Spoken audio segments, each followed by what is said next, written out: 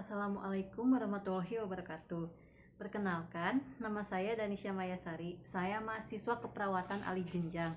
Di sini saya akan mengedukasikan tentang keluarga berencana atau KB.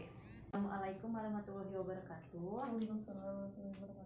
Nah, Ibu, perkenalkan, nama saya Danisha Mayasari ya.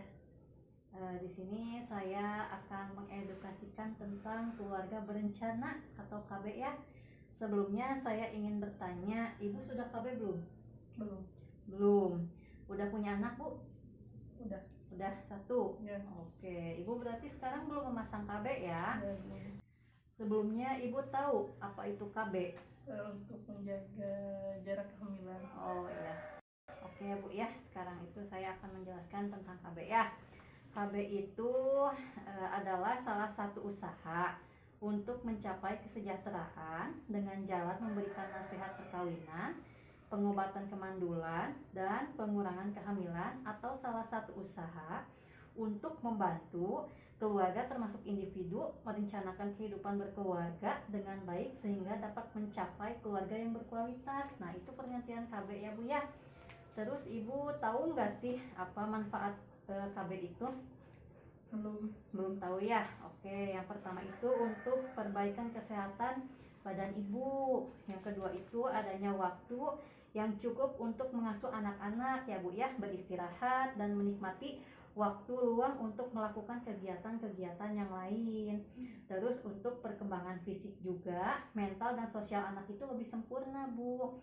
Terus yang keempat itu perencanaan kesempatan pendidikan yang lebih baik lagi. Nah, selanjutnya Ibu sudah tahu macam-macam kontrasepsi atau KB? Belum tahu ya. Nah, di sini saya punya leaflet ya. Ini ada macam-macam alat kontrasepsi ya, boleh dibaca. Nah, macam-macamnya itu ada yang pertama ada tentang metode amenorlaktasi atau MAL ya, yaitu kontrasepsi yang mengandalkan pemberian air susu ibu sebagai kontrasepsi ya. Yang pertama itu caranya menyusui secara penuh ya Bu ya. Belum head, umur bayi kurang dari 6 bulan. Dan cara kerjanya itu penundaan atau penekanan ovulasi. Ibu tahu keuntungannya apa? Keuntungannya itu yang pertama efektivitasnya tinggi, tidak mengganggu senggama. Yang ketiga, tidak ada efek samping secara sistemik. Yang keempat, tidak perlu obat atau alat. Dan yang kelima, tanpa biaya Bu. Ada di sini juga keterbatasannya ya Bu ya, bisa dibaca.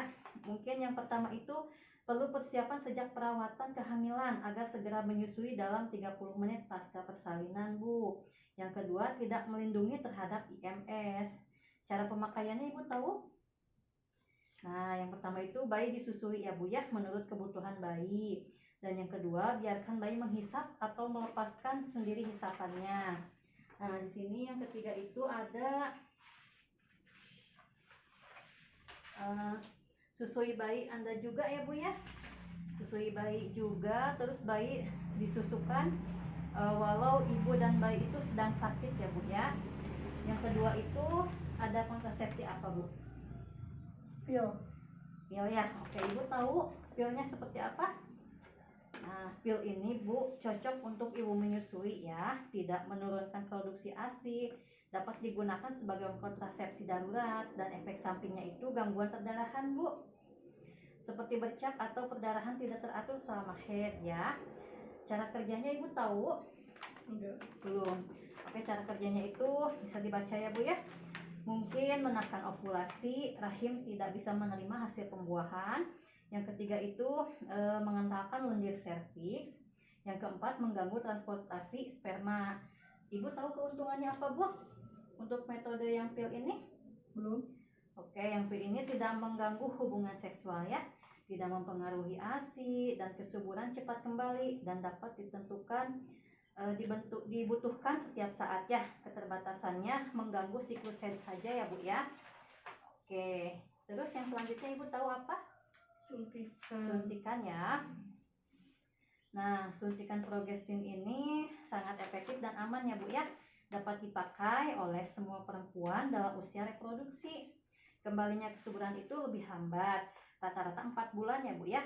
Cocok untuk masa menyusui. karena tidak menekan produksi ASI. Nah, cara kerjanya itu mencegah ovulasi, mengentalkan tendir serviks, menghambat transportasi sperma, dan keuntungannya itu sangat efektif dan tidak berpengaruh pada hubungan suami istri. Terus dapat digunakan juga oleh perempuan usia lebih dari 35 tahun ya Bu ya, serta tidak mengandung estrogen sehingga tidak berdampak serius terhadap penyakit jantung dan gangguan pembekuan darah. Nah, keterbatasannya tahu Ibu kalau misalkan KB suntik? Enggak. Belum ya. Yang pertama itu ada gangguan siklus head. Yang kedua tidak dapat dihentikan sewaktu-waktu Bu sebelum suntikan berikutnya. Yang cara pemakaiannya tahu Ibu? Di situ juga ada ya. Setiap saat selama siklus head asal tidak sedang hamil. Yang kedua, mulai hari pertama sampai hari ke-7 siklus head. Dan yang ketiga, selama 7 hari setelah suntikan pertama tidak boleh melakukan hubungan seksual dulu Bu. Dan yang keempat, kontrasepsi itu suntikannya diberikan 3 bulan dengan cara disuntik IM di daerah pantat ya Bu ya. Yang keempat, Ibu tahu metode Implan. apa? Oh, implan. Ada ya di sini. Ya. Kalau misalkan implan itu efektif selama 5 tahun Bu untuk Norplan dan 3 tahun untuk Jadena ya. Terus dapat dipakainya tahu Bu cara kerjanya? Belum. Nah, yang cara kerjanya itu kalau misalkan implan itu lendir serviks itu menjadi kental ya Bu ya, mengganggu proses pembentukan endometrium sehingga sulit terjadi implantasi ya Bu ya. Yang ketiga itu mengurangi transportasi sperma dan yang keempat menekan ovulasi. Keuntungannya Ibu tahu kalau misalkan metode implan? Yang pertama itu daya gunanya tinggi, pelindungan jangka panjang ya Bu sampai 5 tahun. Yang kedua, pengembalian tingkat kesuburan itu cepat setelah pencabutan si implan tadi. Yang ketiga, tidak memerlukan pemeriksaan dalam. Yang keempat itu bebas pengaruh estrogen. Yang kelima, tidak mengganggu senggamba. Yang keenam, tidak mengganggu produksi ASI. Dan yang ketujuh, dapat dicabut setiap saat sesuai kebutuhan. Ibu tahu keterbatasannya kalau misalkan implan itu apa? Belum ya. Pada kebanyakan itu menyebabkan perubahan pola head, berupa perdarahan bercak ya Bu ya, atau spotting namanya, hipermenorea atau meningkatnya jumlah darah head serta amenorea ya. Terus Ibu tahu cara pemakaiannya Bu? Belum juga ya. Nah, cara pemakaiannya itu setiap saat siklus head ya, hari kedua sampai hari ke-7 atau 6 minggu. Pasca keguguran atau pasca persalinan Bu langsung dipasang. Terus bila Ibu menggunakan kontrasepsi hormonal atau AKDR dan ingin menggantinya dengan implan, insersi dapat dilakukan setiap saat ya Bu ya.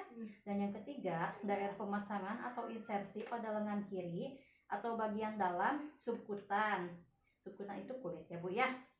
Terus daerah insersi harus tertutup kering dan bersih selama 48 jam pertama untuk mencegah infeksi pada luka insisi. Nah, terus yang kelima, Ibu tahu apa itu alat kontrasepsinya yang terakhir?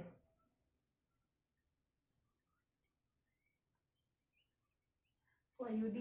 IUD ya. IUD. Oh iya. Nah, atau alat kontrasepsi dalam rahimnya Bu atau AKDR ya. Ibu tahu manfaatnya apa? Belum ya. Oke, di sini tuh IUD itu sangat efektif ya Bu ya, reversible dan berjangka panjang, headnya menjadi lebih lama dan lebih banyak. Terus pemasangan dan pencabutan memerlukan pelatihan dulu ya, dapat dipakai oleh semua perempuan usia reproduksi. Ibu tahu cara kerjanya seperti apa? Tidak ya. Yang pertama itu menghambat kemampuan sperma untuk masuk ke tuba falopi.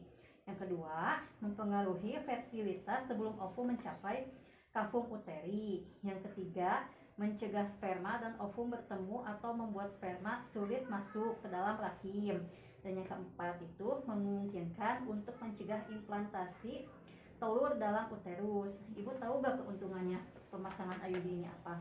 Belum juga ya Bu ya. Oke, saya jelasin lagi ya. Kalau misalkan keuntungannya itu efektivitasnya tinggi Bu.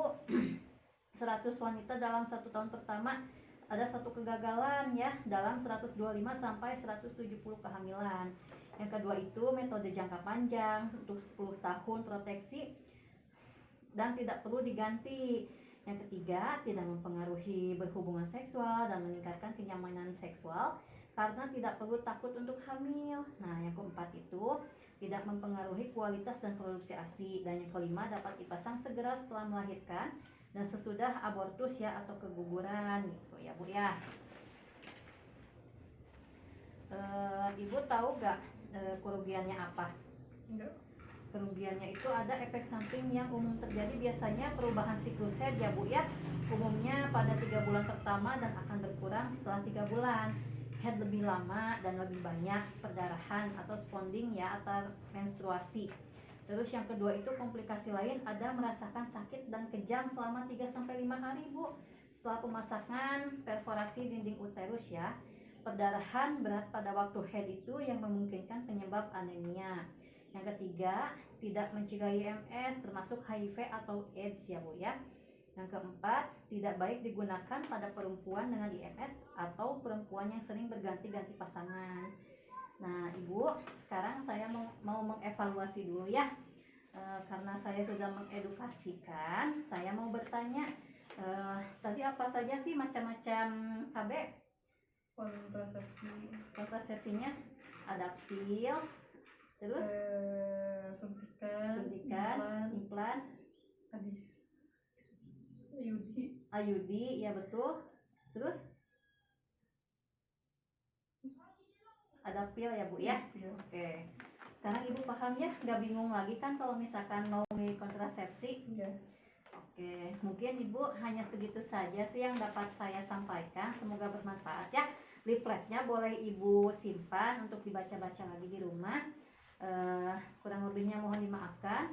Wassalamualaikum warahmatullahi wabarakatuh. Demikian yang bisa saya tampilkan dan praktekkan. Kurang lebihnya mohon dimaafkan. Wassalamualaikum warahmatullahi wabarakatuh.